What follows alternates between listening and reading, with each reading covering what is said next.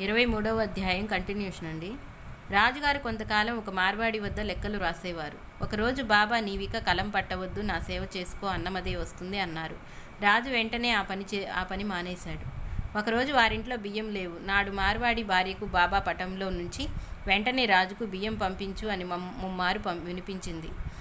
ఆమె వెంటనే బస్తా బియ్యం పంపింది. కానీ రాజుగారు ఇవి తీసుకోమని సాయి నాతో చెప్పాలి కదా అన్నారు. బాబా తర్వాత అతన్ని అలాగే ఆజ్ఞాపించారు. మరొక రోజు అతని భార్య బెంగళూరు వెళ్ళారు. ఇంట్లో తినడానికి ఏమీ లేదు.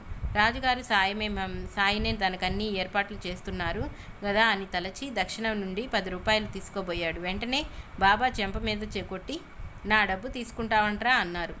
అతడు నివ్వెరపోయి వీధిలోకి వెళ్ళగానే అతని బాల్య స్నేహితులు కనిపించి బలవంతంగా హోటల్లో భోజనం పెట్టించారు. తర్వాత ఆ మిత్రుడు ఆ రోజు ఊళ్ళోనే లేడని తెలిసింది. రాజుగారు మైసూరు సాయిబాబా మందిరంలో చాలా కాలం సేవ చేసి ఇటీవలే పరమపదించారు. ఎఫ్ఎం బంగారా, కొత్త ఢిల్లీ ఇలా వ్రాశారు. పార్సీ సంప్రదాయకులైన నా భార్య బాబాలను నమ్మదు, నేను మాత్రం నమ్ముతాను. 1956వ సంవత్సరంలో ఒక సాయిబాబా క్యాలెండర్ మా ఇంట్లో ఉండేది. ఒకరోజు అనాలోచితంగా ఆయన్ను నమస్కరించి ఆయన గురించి ఏమీ తెలియకుండానే అలా ఎలా చేస్తావని ఆశ్చర్యపోయాను. ఇల్లు సర్దుతుండగా నా భార్యకు ఆ గది నుండి, బిడ్డ, నాకు మాల వేయి, మేలు జరుగుతుంది అని వినిపించిందట. ఆమె వెంటనే ఒక క్యాలెండర్లకు మాల వేసింది. అప్పటి నుండి దానిని పూజిస్తున్నాము. అప్పట్లో మేము ఆర్థిక ఇబ్బందుల్లో ఉన్నాము. ఆమె మా కుటుంబ శ్రేయస్సు కోసము మాకు బాబు పుట్టాలని సాయిని ప్రార్థించింది. ఏడాదిలోగా మాకు బాబు పుట్టారు. నా జీతం కూడా పెరిగి మంచి బ్యాంకు ఆఫీసర్గా పేరొచ్చింది. అలా మేము కోరుకున్నదల్లా జరిగేది.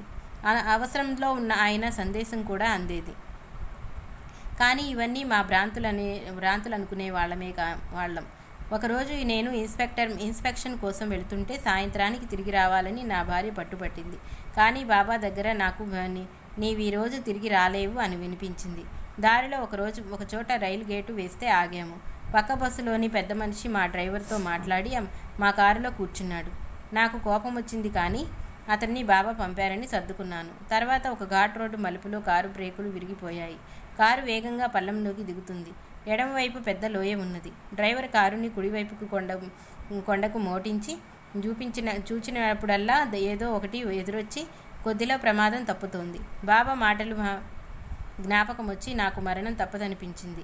నా హస్తరేఖలు అలానే సూచిస్తున్నాయి. నేను భయంతో సాయిని నా కుటుంబం కోసమైనా నన్ను రక్షించు అని ప్రార్థించాను. వెంటనే టైరు బద్దలై కారాకింది. డ్రైవరు టైరు మార్చి బయలుదేరాక మర్నాడే ఇల్లు చేరగలిగాను. బాబా మాటే నిజమైంది.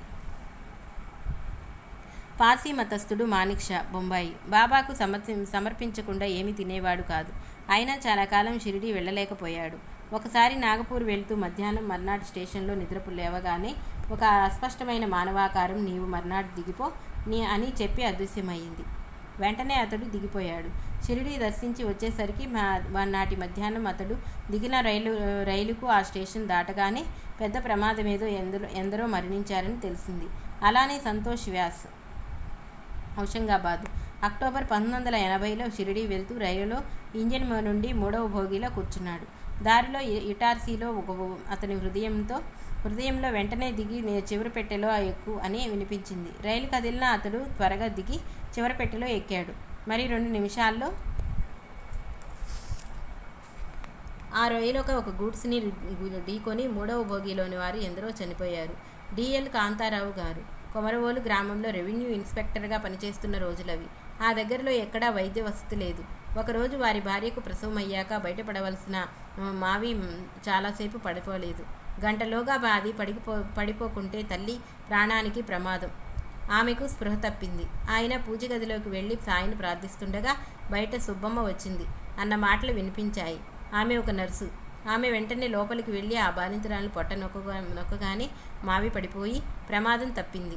ఆమె పక్కన పడి ఉన్న బిడ్డను పొర్లించగానే కెవ్వున ఏడ్చాడు. తర్వాత తెలిసింది సుబ్బమ్మ గ్రామస్తురాలే. విజయవాడలో నర్సుగా పనిచేస్తుంది.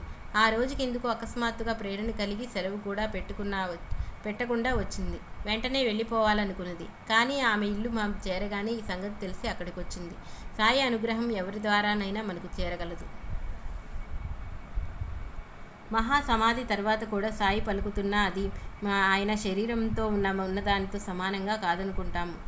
దాసగణుతో కలిసి 1924లో శ్రీరామనవమికి షిరిడీ వెళ్ళి తిరిగి వస్తున్నారు రామచంద్ర పాటేకర్, అతని భార్య. మధ్యలో శ్రీమతి పాటే వరకు దాహం వేస్తుంటే రైలు దిగి దూరాన పంపు దగ్గరకు వెళ్ళగానే రైలు కదిలింది.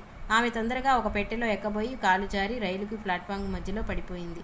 అందరూ కేకలు పెట్టారు, గొలుసులాగారు. రైలు కొంచెం ముందుకు పోయి ఆగింది. ఆమె భద్రంగా ప్లాట్ఫామ్ పైకెక్కి కంగారు పడుతున్న జనంతో ఇలా చెప్పింది. కాలు జారగానే నాకేమీ తోచక బాబాను తలిచాను. ఆయన నా పక్కనే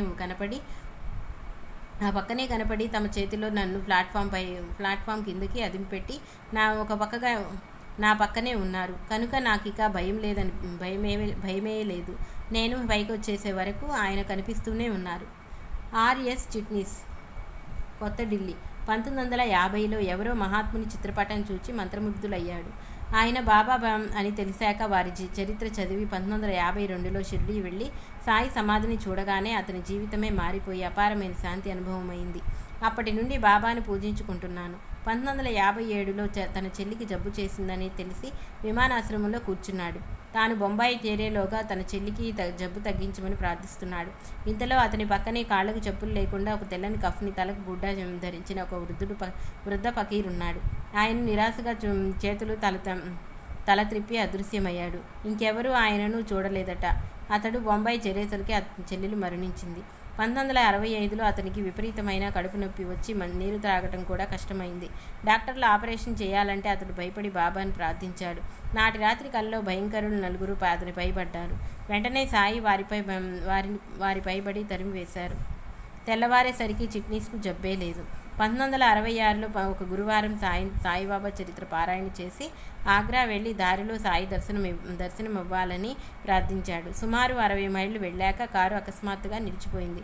బాబా వంటి ఫకీరొకరు కారు పక్క నుండి ఆశీర్వదించి దక్షిణ తీసుకొని మాయమయ్యారు. డ్రైవర్ బ్రేకులు వేయకపోయినా కారు ఆగిపోవటం, చిట్నీస్కు వారి అబ్బాయికి డ్రైవర్కు తప్ప కారులోని మరెవరికీ ఆ ఫకీరు కనిపించకపోవటమే చిత్రం.